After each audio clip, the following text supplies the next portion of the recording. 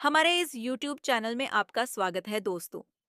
आज हम लेकर आए हैं बहुत ही इंटरेस्टिंग स्टोरी, जादुई पत्थर, एक नैतिक हिंदी कहानी। एक बार एक छोटे से गांव में एक गरीब किसान रहता था। उसका नाम था रामू। उसके पास बस एक छोटी सी झोपड़ी थी और एक खेत। वह दिन रात मेहनत करता था, लेकिन फिर भी उसके पास खाने को सिर्फ 2 वक्त की रोटी थी। एक दिन जब वह अपने खेत में काम कर रहा था, तो अचानक एक चमकदार तारा उसके पैरों के पास गिरा।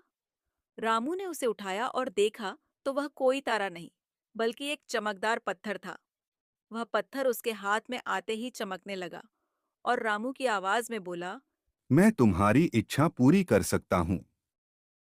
रामू हैरान रह गया। उसने सोचा, अब मैं अपनी गरीबी दूर कर सकता हूँ। उसने पत्थर से कहा।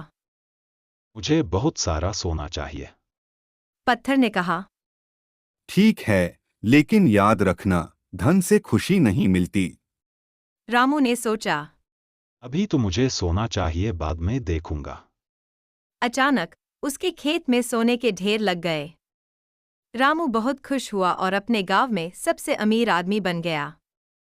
उसने बड़ा महल बनवाया, नौकर चाकर रखे और हर दिन दावतें देने लगा।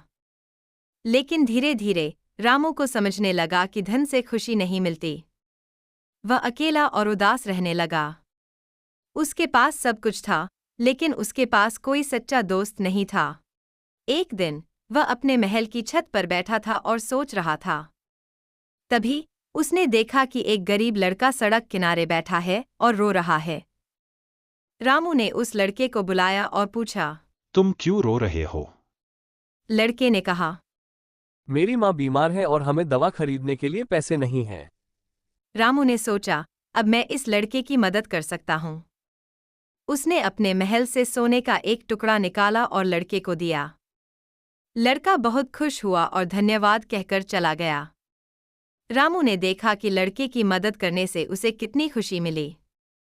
उसे समझ में आया कि सच्ची खुशी धन से नहीं, बल्कि दूसरों की मदद करने से मिलती है। उस दिन से रामू ने अपनी जिंदगी बदल दी। वह अपने धन का इस्तेमाल दूसरों की मदद करने में करने लगा। उसने अनाथालय खोला, गरीबों को खाना खिलाया और बीमारों की सेवा की।